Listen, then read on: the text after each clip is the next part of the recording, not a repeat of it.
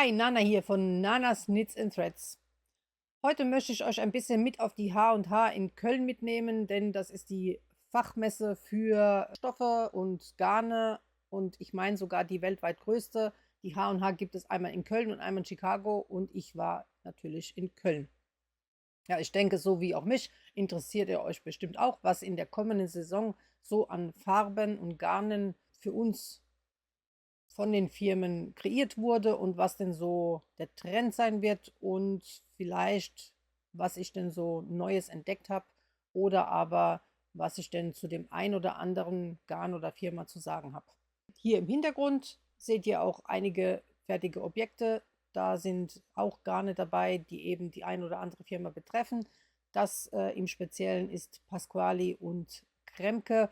Und ich würde mir das aber für den zweiten Teil aufheben, denn es wird das Video in 2 Teilen geben, damit es nicht allzu lang und allzu viel wird. Beide Teile werden zeitnah hintereinander weg hochgeladen. Das heißt innerhalb von einer Woche. Wie viele Tage im Abstand kann ich nicht genau sagen. Schaut einfach mal vorbei. Denn ich habe auch Interviews geführt und nicht einfach nur die Garne oberflächlich abgefilmt, damit ihr vielleicht auch von den Firmen selbst seht und hört, wer dahinter steckt und was es dazu zu sagen gibt. Ich hoffe, ihr habt Spaß und wir starten jetzt.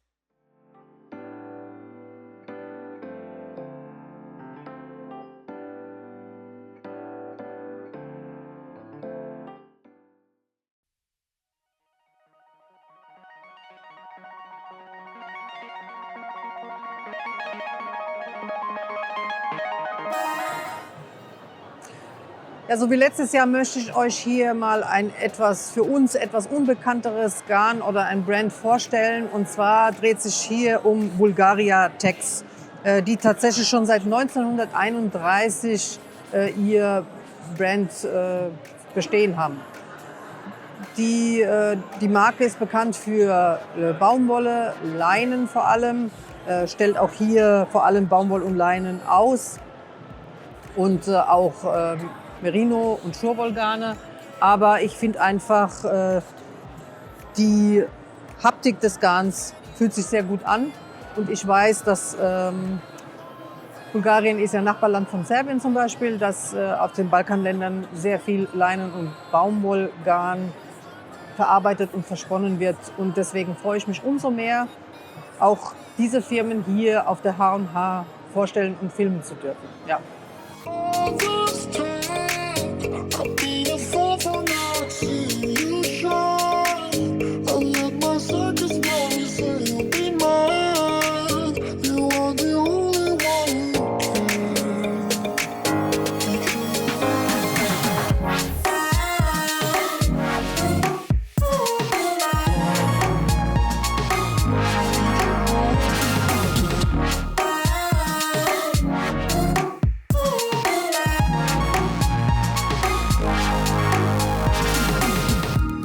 Emotions made of steel.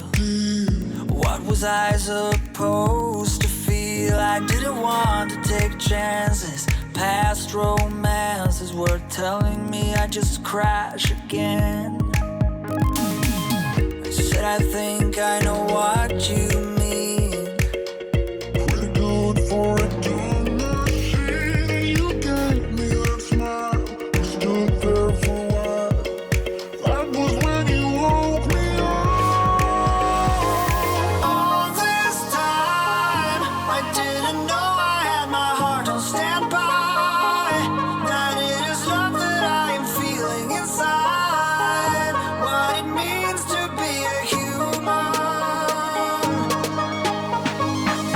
All this time, I didn't fall for not seeing you shine. I let my circus glory say you'll be mine. You are the only one who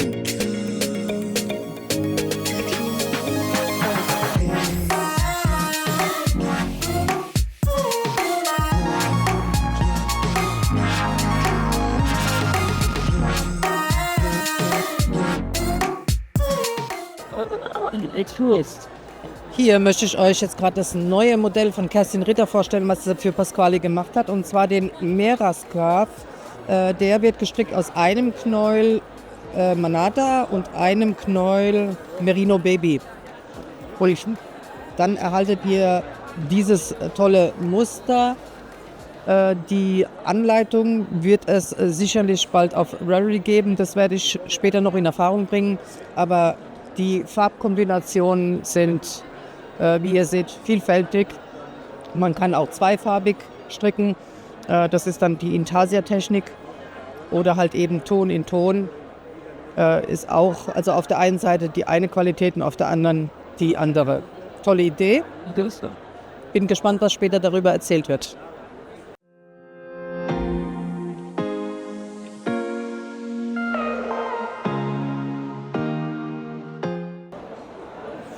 Hier ist das neue Linnenblumen von Pasquali, wo ich ja total begeistert davon bin. Die haben ja auch hier einige Samples hängen und das ist so soft, wenn ihr das verstrickt, das wird immer weicher. Also ich würde auf jeden Fall der Linnenblumen eine Chance geben. Von all den Leinengarnen, die ich bisher hatte, finde ich das am besten. Auch die Farbpalette ist sehr schön und man muss ja auch wissen und sollte auch beachten, dass das Naturfärbungen sind. Das heißt also, auch hier wurde sehr viel Wert auf Nachhaltigkeit und auf Standards gelegt, vor allem auf für uns gesunde Standards, nehme ich an. Ich habe mir hier auch dieses schlaue Heftchen mitgenommen und man kann auch ganz genau lesen, welche Farbe mit was gefärbt wurde. Und auch auf der Online-Seite von Pasquali, auf der Webseite, findet ihr die Info auch.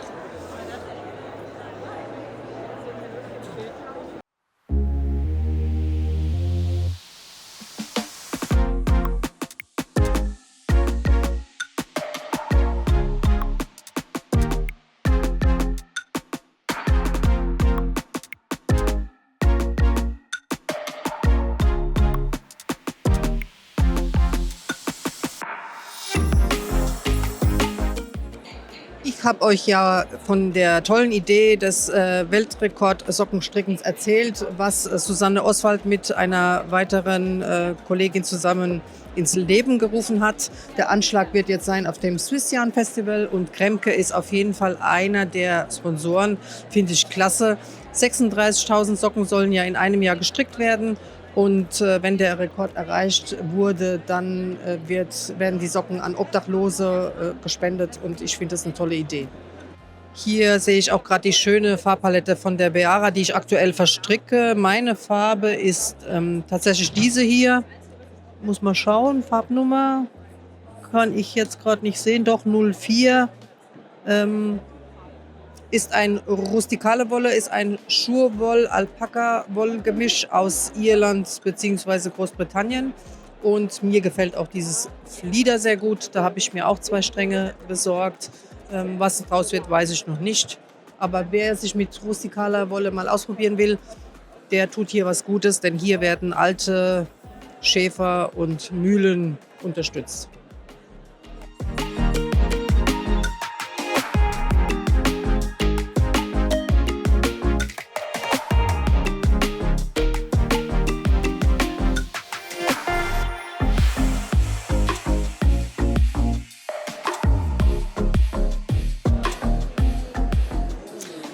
Swala und Brisa habe ich euch letztes Jahr schon als Neuerscheinung auf der H&H vorstellen dürfen, beziehungsweise die erschienen ja dann im Herbst. Das sind jetzt die aktuellen Farbpaletten und ich bin da absolut begeistert von dem Garn. Die Brisa ist ein Blown Yarn und die Swala ist ein Alpaka Flausch. Hatte ich jetzt im Giro-Sweater vor kurzem verstrickt. Falls ihr meine Folge dazu gesehen habt, wenn nicht, dann verlinke ich die euch. Dieses Blau ist jetzt auch bald wieder am Kommen und im Trend. Ich weiß gar nicht, ob es auch jemals aus dem Trend war, aber auf jeden Fall auch das aktuelle Grün sehr schön, Bordeaux immer noch ein Renner und ach, schaut mal da, das ist auch ein schönes Blau. Also eigentlich gefallen mir hier alle Farben. Ich würde mir auch direkt das Orange verstricken. Sehr schön.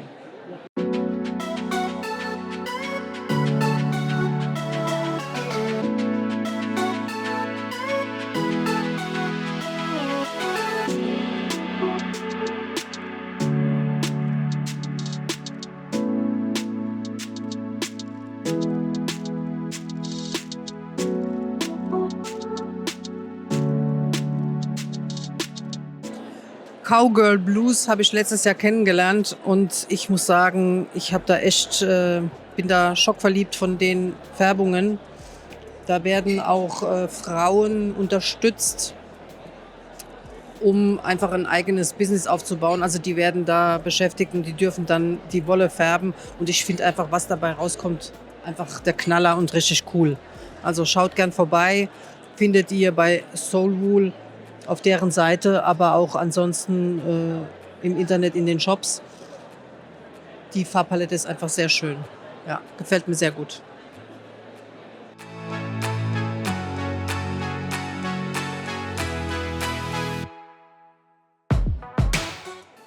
Hi, we met Bridget from Cowgirl Blues.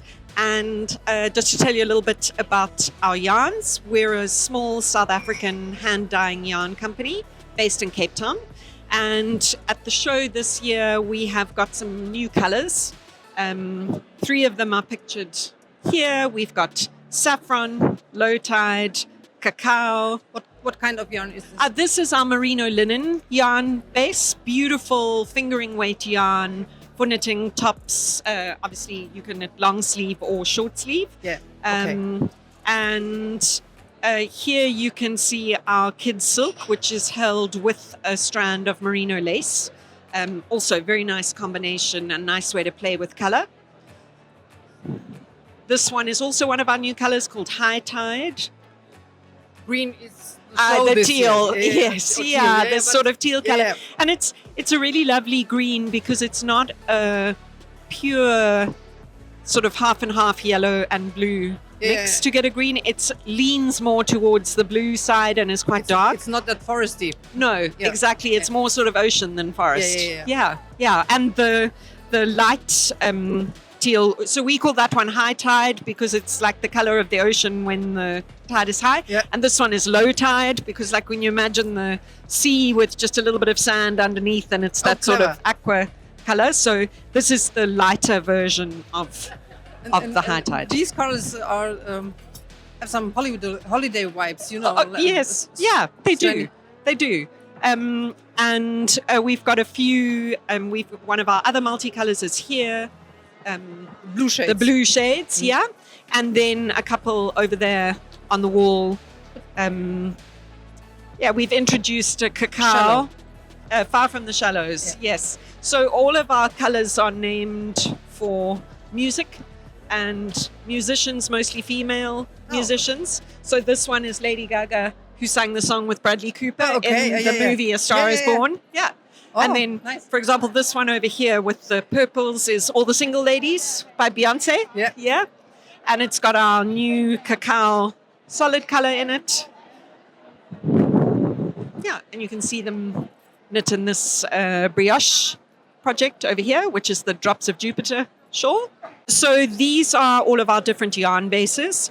We've got 2 mohair blends. South Africa is the world's biggest producer of mohair. Yeah. So most of the mohair that people are buying is actually coming from South Africa.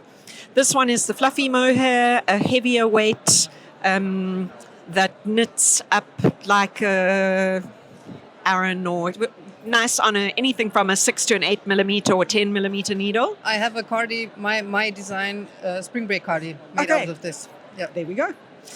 This one is the kid silk, which is a mohair and silk blend.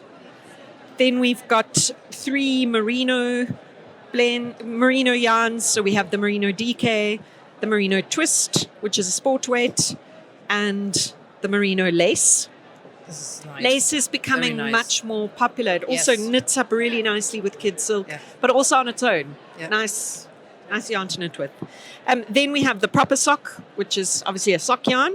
Our merino linen blend, which is very nice fingering weight yarn. And then the new yarn we have at the show is a non-superwash merino DK yarn base. We're noticing a move towards people looking for more non-superwash yarns. non-superwash. Yeah. Thank you. It's very nice, and I do love the color shades. Thanks. And I think my favorite is the lace. merino lace and Yeah. the kid silk. And the kid silk, yeah. And they're lovely because you can you could take a variegated in the lace and then pair it with a solid in Yeah. the kid silk to kind of highlight or accent one of the different colors, or do Or the vice same. versa, Yeah, yeah, Nice. exactly. Really? Great. Yeah. Thank you. You're welcome. Thank you so much. Ja, nicht nur, dass ich sehr begeistert war von den Cowgirl Blues und ich bedanke mich bei Bridget auch für die persönliche Erläuterung all der Garne und wie cool ist es denn, wenn denn die Farblinien auch nach Songs benannt werden. Ich liebe das ja. Cowgirl Blues wird auf jeden Fall für mich vielleicht in diesem Jahr, also letztes Jahr war ich schon begeistert, aber in diesem Jahr vielleicht ein Muss sein. Also ich habe mir hier das Heftchen mitgenommen und werde mal schauen, was genau an Farbe mich anspricht. Aber die gezeigten Garne waren top. Und gleich danach sind wir bei Durable vorbeigelaufen. Die hatten viel an Baumwollgarnen und auch so, ja, so samtiges Chenilgarn. Die vorgestellte bulgarische Firma hat auch gesagt, dass da auch viel von denen Baumwolle mit in Durable Garnen zu finden ist. Und mich aufgeklärt hat die liebe Bianca von Woolhouse. Da findet ihr nämlich auch dann die ganzen Garne. Und da bedanke ich mich auch dafür und war von den gehäkelten Taschen total angefixt. Also auch das ist was, was bisher nur meine Freundin Lilly immer wieder für mich macht, weil mir einfach die Zeit fehlt. Aber ich würde ganz gerne auch dieses Jahr und nächstes Jahr mich wieder mehr ans Häkeln nicht heranwagen. Das kann ich ja, aber auf jeden Fall wieder ans Häkeln, ja, wie sagt man denn, setzen und da mehr machen.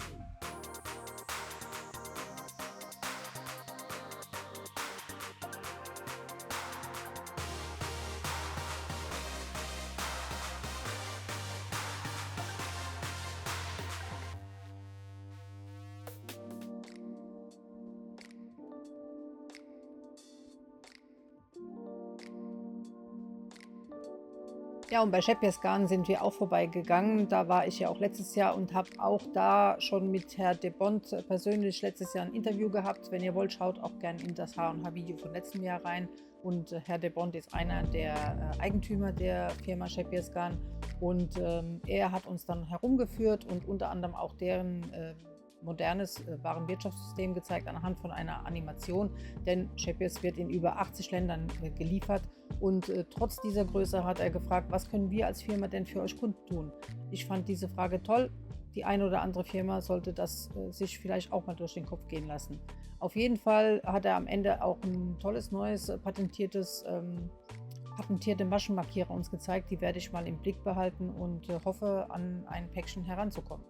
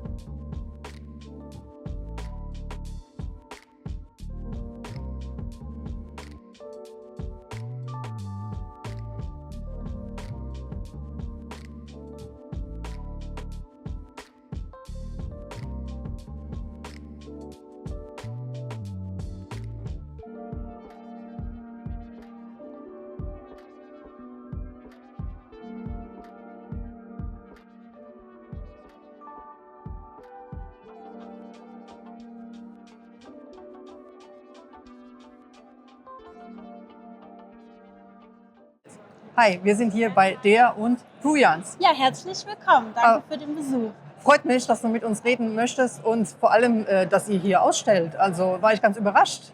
Wie kommt's? Wir sind zum ersten Mal hier in Köln. Letztes Jahr waren wir schon bei der H&H Chicago. Habe ich gesehen. Das war auch ganz aufregend, aber es ist natürlich was ganz anderes. Jetzt hier quasi Heimvorteil. Wir sind ja aus der Eifel, das ist ja hier in der Nähe, wenn man so will. Und sind ganz froh, dass wir hier heute alles zeigen können, was wir so an Schätzen haben. Sehr cool. Also ich denke, die meisten kennen eure farbenfrohen Garne, was ich total cool finde. Ihr stecht ja raus in der Handfärber-Szene, würde ich sagen. Und ja, ist so, ja. Finde ich cool. Also wenn du magst, kannst du auch gerne neue Farben uns mal vorstellen und zeigen. Wäre vielleicht interessant, was du sagst, was jetzt so bei euch vielleicht neu im Programm ist. Wir sind wahrscheinlich bekannt geworden durch die krassen Neonfarben, die noch nicht so populär waren und die auch mich bewogen haben, überhaupt mit dem Handfärben anzufangen. Und bei uns neu sind quasi die neutralen Pastelltöne, wenn man so will. Also wir haben hier, wenn ich mal hier rüber gehen kann, jetzt verschiedene Farben, die man so als Verlauf abstufen kann. Ne?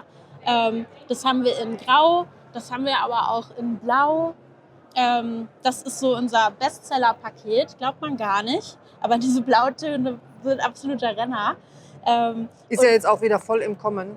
Also ist ja auch eine schöne, beruhigende Farbe, muss man ja sagen, wie es ist. Aber klar, unsere bunten Garne. Ich bin ja Team knallig. Genau. Und bei solchen Farben braucht man halt auch gar kein aufregendes Muster. Da macht das Garn die Arbeit. Und da kann man einfach glatt rechts stricken und hat ein tolles Teil nachher. Genau, habe ich auch gesehen bei den Strickpullovern. Also da ist einfach die Färbung das Programm. Da braucht man gar nicht groß Muster und irgendwas. Und ich finde auch, kleine Fehler werden verziehen. Die fallen nämlich gar nicht auf. Genau, also man braucht kein Zopfmuster stricken, weil das sieht man nachher dann nicht bei so ganz stark kontrastierenden Farben. Genau, oder gerade finde ich bei Socken, wenn man Anfänger ist, dann brauchen wir auch keine Muster reinstricken, weil das macht es ja von allein. Genau, ja. Also dafür super. ist das schön. Aber ihr habt ja auch Paillettengarn und ich sehe auch ganz neu mit Perlen auch Garn. Erzähl mal. Also das Paillettengarn ist ja vor, ich glaube 3 Jahre ist das schon fast her, auch hier auf der H&H losgegangen, als die Alex vom Sienchen mit ihrem Paillettenschal hier rumgelaufen ist. Und dann ging das ja wirklich Schlag auf Schlag. Und da haben wir uns quasi die schwarze Variante ausgedacht mit den Pailletten. Und die Unicorn Tears sind auch wirklich weltweit sehr beliebt. Und ganz neu haben wir jetzt die Mermaid Tears, quasi dasselbe Spiel im Baumwollgarn, aber eben mit Perlen. Ja. Und Das ist bewusst ein bisschen dünner gehalten. Also es ist dünner als Fingering-Garn, damit man das auch schön mit flauschigen Garn kombinieren kann. Damit es ein schönes Beilaufgarn ist und vor allem, hier habt ihr das mit Flausch, aber ich kann mir das auch gut vorstellen mit einem Lacegarn auch im Sommer. Ja, man kann Zu das einem auch Top? einfach nur, hier haben wir es einzeln verstrickt. Das ist Ah. eine super Maschenprobe, zum Beispiel fürs Cumulus-Tee kann man auch einfach nur dieses Garn verwenden. Super, also ich Ja. dachte nicht, dass das so dicht ist, aber Genau, ist mit einer 3er-Nadel relativ eng verstrickt. Sehr Also gut. man muss es nicht als Beilaufgarn nehmen, man kann das auch einfach so für sich. ist auch schön Halten. elastisch. Es ist nicht starr. Nee, es hat einen schönen Fall. Ja. Und die Perlen sind, glaube ich, was für Leute, die jetzt nicht so, hallo, hier bin ich, wie mit den Pailletten Genau. sein möchten. Und das kann man einfach sowohl schick tragen als auch alltagstauglich. Ich sag mal hier die Cumulus-Bluse, die wir hier haben, die kann man auch ins Büro anziehen. Ja. Ne? Genau. Also es ist ein... Ist nicht so bam ins Gesicht. Genau, es Ja. ist ein bisschen softer. Und die absolute Lieblingsfarbe der Leute war weiß. Hat uns überrascht. Ganz viele sagen, ja klar. Ich muss wirklich sagen, weiß hätte ich nicht mitgerechnet, weil es für mich so hochzeitsmäßig ist oder Taufe und so. Ja. Aber es zeigt natürlich die Perlen am besten. Also ich muss sagen, ich verfolge ein bisschen die Fashionwelt. Schwarz und Weiß ist jetzt sehr stark wieder im Ja. Kommen, also auch im Herbst. Deswegen würde ich Ne? da jetzt auch Haben so wir das weiß. schon antizipiert Ja, habt ihr quasi. schon. Ja. Aber was ich bei euch ganz, ganz neu entdeckt habe, ist, hallo, die Tasche. Abgesehen von dem tollen, soliden Garn. Genau. Nicht semisolid, soliden Garn. Genau, das sind die Solids. Und hier die Tasche, ja, die Ei, ei. die haben Wenn wir wir schon jetzt- Glitzer. Also, Die haben wir jetzt erstmal nur für neue PartnerInnen hier. Aber ich kann dir auch gerne eine überreichen. Oh. Die gibt es nämlich bei uns auch dann bald im Shop zu kaufen, oh, wie wenn cool. wir zurück sind. Also die ist schön, bisschen durchsichtig, aber auch nicht komplett. Also sie spiegelt ja auch so ein Ich bisschen. bin ja ein 80er-Kind, da ist ja Neon sowieso. Und, Bei uns darf es gerne ein bisschen mehr sein. Sehr, ne? sehr schön. Und euer solides Garn. Ja. Erzähl mal was dazu.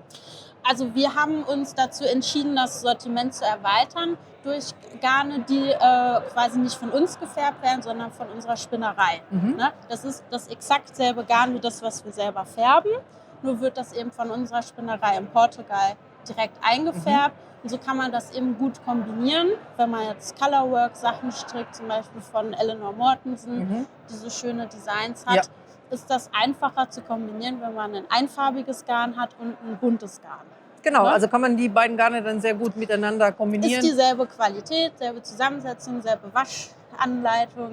Ne? Super. Und ist natürlich auch preislich niedriger angesetzt, weil eben nicht so viel Handarbeit drin steckt. Nicht gar keine, Ja, da ja, sind ja auch Menschen involviert, aber weniger. aber weniger und Genau. eben 50 Gramm Knäuel kann man dann noch besser dosieren, wie viel man braucht. Und da haben wir jetzt inzwischen schon 27 Farben. 27. Toll. Sieht gar nicht so viel aus, ne? Aber es sind Nee, 27. also, aber, ja, ich sehe aber, einen schönen Regenbogen an Farben. Neon habt ihr auch. Genau, klar. Ja, sehr gut. Aber trotzdem finde ich das gut, wie du sagst, Eleanor Mortensen, da kann man dann natürlich ein buntes Garn im Hintergrund nehmen und dann so ein einfarbiges für die Genau. Colorwork-Sachen. Manchmal passiert das, wenn man zwei handgefärbte kombiniert, dass die Muster so ein bisschen verschwimmen, weil es mal Ja. heller, mal dunkler wird. Das passiert einem dann mit dem soliden Garn nicht. Super. Ich bedanke mich. Bin positiv überrascht und wünsche euch viel Erfolg am Wochenende. Dankeschön. Danke, Danke. für den Besuch.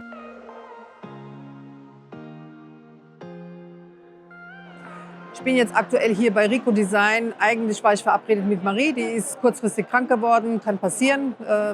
Ja, war ich ja bis vor kurzem auch, aber ich möchte euch jetzt trotzdem heute mitnehmen, denn eine Kollegin war so nett und hat mich mal kurz über deren neueste Garne und Designs informiert. Also ihr seht hier im Hintergrund die Herbst-Winter-Kollektion 2026. Das Thema war hier herbstlicher Spaziergang und wie bin ich dann immer noch schick, aber sportlich schick angezogen. Ihr seht hier im Hintergrund die Herbst-Winter-Kollektion 2026. Die wird in so Terrakotta, Braun, Karamell, Beige Tönen sein und auch in den grau-grünen Tönen. Die Garne sind in einem Brushed Look oder in einem in einem Flauschgarn-Look gehalten. Auch Teddy-Optik ist dabei. Und die Love Wool ist ja die eher konservative bzw. elegante Linie von Rico Design, während, da kommen wir später noch dazu, die Made by Me die frische junge Linie ist. Das Thema war, wie sehe ich beim Spaziergang elegant sportlich aus, finde ich sehr gut umgesetzt. Es gibt kleine Details, das heißt also, ich kann ganz einfach die Teile überschmeißen und habe aber trotzdem dann hier so einen Twist, in dem halt eben der Rollkragen sich aufsplittet oder halt eben das Garn einen Farbverlauf hat und dann eben so ein bisschen eine interessante Optik mir bietet. Gleichzeitig habt ihr auch solche Wickeloptiken, die dann nochmal der ganzen Struktur eine Spannung geben. Oder halt eben auch hier wie ein Dreiviertel-Shirt mit einer tollen ja, streifigen Struktur und einer Haptik und Optik, wo man das Maschenbild gar nicht so sieht, was wirklich einen Look wie gekauft gibt und dann eben was Freshes übergeworfen und man sieht einfach sportlich schick aus. Und was weitergeführt wird, wird auf jeden Fall dieses Fake Fur sein oder falsches Fell. Das fühlt sich auch super an, sieht aus wie gekauft, soll ein Kompliment sein. Heißt also, man würde nie denken, das wäre ein selbstgestricktes Teil, fühlt sich super an. Bin da selbst positiv überrascht davon.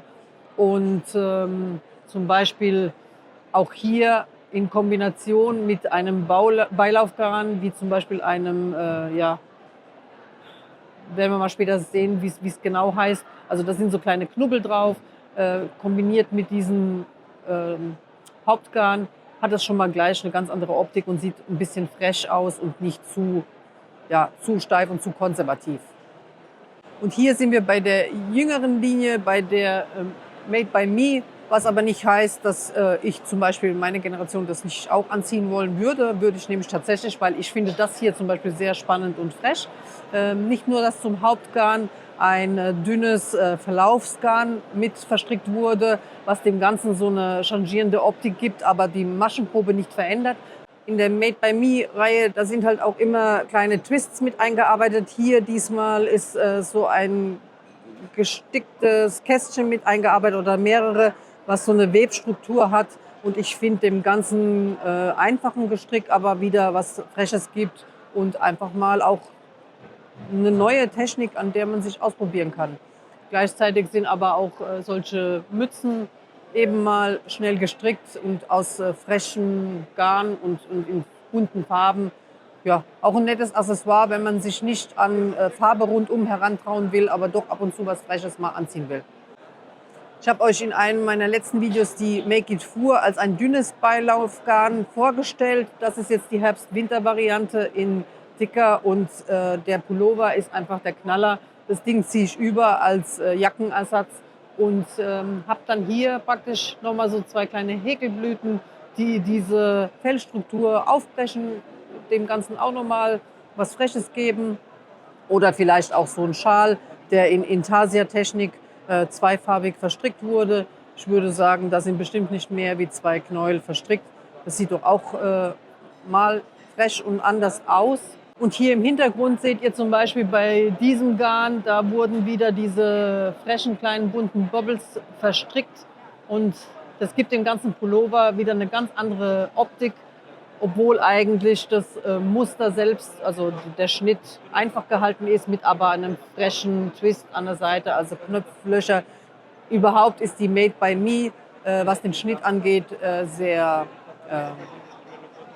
reduziert gehalten, um nicht einfach zu sagen, mit ab und zu einem kleinen Twist, damit einfach auch alle Strickstärken hier möglichst die Modelle abstricken können und für alle das interessant ist. Ja, last but not least, die Farben sind hier bei der Made by Me Linie in so einem Terrakotta-Rot. Das wird Herbst, Winter oder Chili-Rot hatte ich ja auch. Auf jeden Fall Programm und Thema. Und hier eine Chunky-Variante finde ich sehr interessant. könnte ich mir auch so vorstellen. Da kann man sich ja auch mal ein Langarmshirt drunter anziehen. Aber hier im Hintergrund, da wurde mit dem Paillettengarn gearbeitet und mit dem entsprechenden Muster. Und der Pullover ist auch hübsch. An den Tüchern und Schals kann man sich auch mal heranwagen und auch Häkeln ausprobieren. Also das hat die Made by Me Linie auf jeden Fall auch umgesetzt, nicht nur das Stricken. Hier stehe ich jetzt bei den Beilaufgarnen, die es bei Rico Design gibt. Die Beilaufgarne verändern eure Maschenproben nicht. Die könnt ihr sowohl im Sommer als auch im Winter zu eurem Hauptgarn mit dazu halten. Hier habt ihr das Make It Tweed auch in so einer gedeckten sommerlichen Farbe. Und da sind die Make It Flöckchen für mich ganz neu. Finde ich total interessant und total süß. Aber auch hier die Variante Make It Perlchen. Einmal in dünner und einmal in einmal in kleineren Perlen, einmal in etwas größeren Perlen. Ist auch sehr hübsch, wer keine Pailletten mag. Wer Pailletten doch mag, Make It Blümchen gibt es jetzt auch so. Gibt es auch so. Das ist, finde ich, jetzt gerade im Sommer interessant. Oder halt eben auch in diesen Varianten. Oder eben mit den größeren Pailletten. Im Herbst wird auf jeden Fall die Make It Luxury Linie noch ein besonderes Heft herausbringen für Accessoires, damit ihr einfach auch in der Lage seid, mit einem Knäuel euch ein Luxusteilchen zu stricken und nicht gleich ein Vermögen ausgeben zu müssen. Das werden dann in diesen gedeckten Farben auf jeden Fall die Garne herauskommen. Und ja, wie ich finde, ist es auch gerade zu Weihnachten hin ein schönes Mitbringsel oder Geschenk und man muss nicht gleich Hunderte von Euro ausgeben. Was ich Neues auch bei Rico entdeckt habe, und zwar gibt es diese Sets für Freundschaftsbänder und ja, wir kennen sie ja alle, wer hat sie nicht gerne gemacht, aber ich finde gerade, wenn ihr schon oder Kinder habt, die das eben auch bewerkstelligen können oder halt auch Enkelkinder, dann finde ich es schön, das kann man gerne gemeinsam machen und es ist eine super Idee. Und vor allem, welches Mädel schenkt seiner besten Freundin nicht gerne so ein Freundschaftsarmband? Also gibt es jetzt als Set in vielen verschiedenen Farben, fand ich sehr schön. Ja, und sind wir schon fast beim Ende des ersten Teils angekommen. Im Großen und Ganzen, was habe ich gesehen? Was wird denn so der Trend sein? Oder was war denn da vorwiegend zu sehen? Also auf jeden Fall Sockengarn noch und nöcher in allen möglichen Qualitäten und Farben. Dieses Jahr ist auf jeden Fall die Socke wichtig. Ich möchte nochmal auf den Weltrekord hinweisen, falls ihr mitmachen möchtet. 36.000 müssen zusammenkommen bis zum nächsten Jahr, wenn das Swiss Yarn Festival wieder stattfindet. Ich blende euch unten nochmal die Webseite ein zu dem Weltrekord. Und ja, bei wem war ich noch? Was gab es noch? Also außer Socken natürlich Garne für Oberteile. Bei Rico habe ich gesagt, war vorwiegend auch dieses, ja, nicht nur Teddygarn, also das gab es wirklich auch bei vielen, sondern halt eben so ein ja, Kunstfell, also ich sage immer Make It Fur, es heißt aber Make It Fur, also künstliches Fell, was durch das Garn erstrickt wird und sich aber auch klasse anfühlt. Das war Nummer 1. Nummer 2, sehr viele dünne Garne, Lace-Garne. Und auf jeden Fall ganz viele Beilaufgarne. Also in allen möglichen Varianten, ob mit Perlen, Pailletten oder ganz dünn als Lace mit Farbverlauf.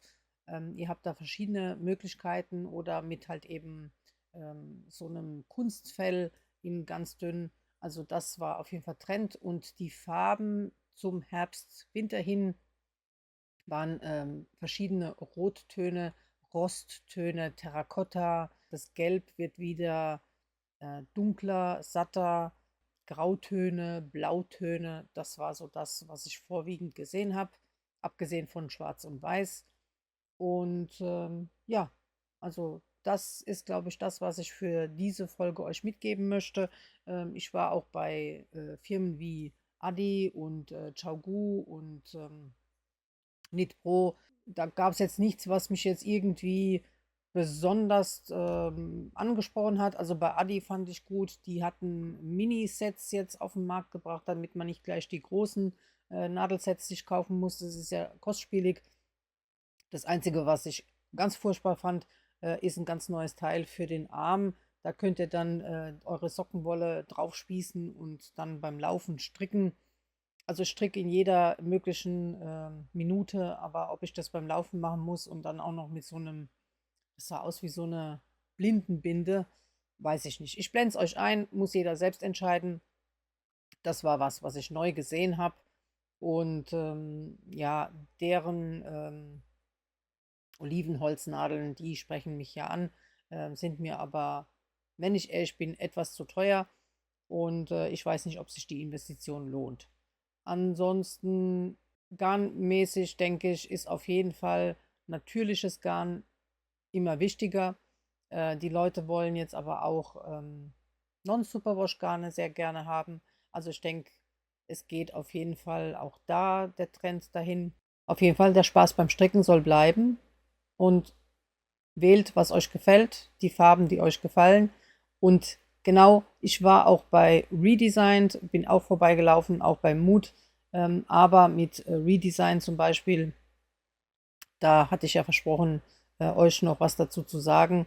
Habe jetzt die Tasche gerade nicht da. Das zeige ich euch dann nochmal im nächsten Video. Aber auf jeden Fall finde ich nicht gut, dass solche Firmen uns Kunden bewerben, wie nachhaltig und bewusst sie arbeiten, aber es dann scheitert an 2 Nieten, die sie dann einem nicht liefern können, sondern eben anbieten, die Tasche auszutauschen. Das bedeutet also, die Nachhaltigkeit geht in dem Moment flöten, weil die Tasche wird ja dann entsorgt. Habe ich nicht gemacht. Es geht mir hier nicht darum, die Tasche zu entsorgen, sondern eben 2 Ersatznieten zu haben. Anscheinend sind die Lagerkosten zu hoch, kann ich auch nicht verstehen. Dann muss man eben was ändern. Ich als Kunde möchte mein Produkt lange erhalten. In dem Fall hat die Firma mir nicht dabei helfen können. Das sind Dinge, die ich finde, die wir als Kunden ansprechen sollten, egal welche Firma es ist. Gewisse Dinge, finde ich, kann man nicht einfach auf die Shops oder wen auch immer verschieben, beziehungsweise der Shop-Betreiber würde ja auch die Tasche einschicken und dann halt eine neue zurückschicken. Das Problem wäre hiermit nicht gelöst. Wir hätten immer noch ein tolles Produkt entsorgt, was eigentlich nur 2 Nieten gebraucht hätte. Also wenn ich dran denke, in meiner regulären Folge werde ich euch die Tasche nochmal zeigen. Aber das sind so Dinge, die ich nicht in Kauf nehmen möchte, genauso wie ich auch nicht pro nicht leid bin, wegen Symphonienadeln zu schreiben, wenn die eben nicht halten, was sie sollen. Und ja, dann teile ich es eben auf Instagram oder sonst wo, so lange, bis halt eben irgendjemand meint, eine Lösung für das Problem mit mir gemeinsam finden zu können. Mich einfach zum Beispiel wie Redesign zum Schuster zu schicken, ist für mich keine Problemlösung. Die, ja, so hätte ich es auch alleine lösen können. Für mich ist es einfach Abgeben der Verantwortung an Dritte. Und ja, das soll so nicht sein. Fangirl-Moment hatte ich, als ich mir einen Kaffee geholt habe und in meiner Schlange stand dann wirklich tatsächlich die Gründerin und Färberin von The Wandering Flock. Ich blende euch hier ein Bild ein und das ist eine amerikanische Firma und ich folge ihr schon ganz lang und ich liebe ihre Farbe, ich liebe ihre Färbungen und auch was sie macht. Das ist immer so hip und modern und so frech. Und unter anderem Jessie Made Design strickt mit ihren Garnen und daher kenne ich sie auch, weil ich da auch Test stricke, auch jetzt wieder. Und das hat mich gefreut. Also hätte ich es mir gewünscht, wäre es so nicht passiert, war aber ohne geplant zu sein, einfach so passiert. Ich stand da auch mit der Helena zusammen von Irida Design. Da habe ich mich auch gefreut, sie zu treffen. Das war auch nicht ausgemacht. Wir haben gesagt, wenn wir uns sehen, ist gut. Hat geklappt. Also manchmal passieren Dinge einfach ohne, dass man die plant und dann ist auch schön. Also Irida Design habe ich ja schon genannt, ist eine Handfärberin mit Naturfarben, färbt sie und zwar aus Mannheim. Deswegen auch eine Herzensangelegenheit für mich. Für dieses Mal sage ich Tschüss und zu Helena möchte ich nur noch sagen, sie vertreibt zugunsten von Frauen im Frauenhaus ihre Fehldrucke. Sie hat Fehldrucke von ihrem neuesten Strickbuch. Da hat sie eine Kooperation mit 2 weiteren Frauen und diese Fehldrucke verkauft sie für günstiger Geld und spendet das Geld an Frauenhäuser. Also ich verlinke euch auch die Webseite von der Helena unten. Ich finde, da kann man was Gutes tun, im doppelten Sinne, sich selbst und eben den Frauen mit der Spende. Werde aber auch das nochmal in meinem regulären Podcast erwähnen, aber zu viel gibt es nicht und deswegen mache ich es jetzt hier. Für dieses Mal tschüss und danke fürs Zuschauen und Teil 2 folgt in 2, 3, 4, 5 Tagen. Schaut vorbei.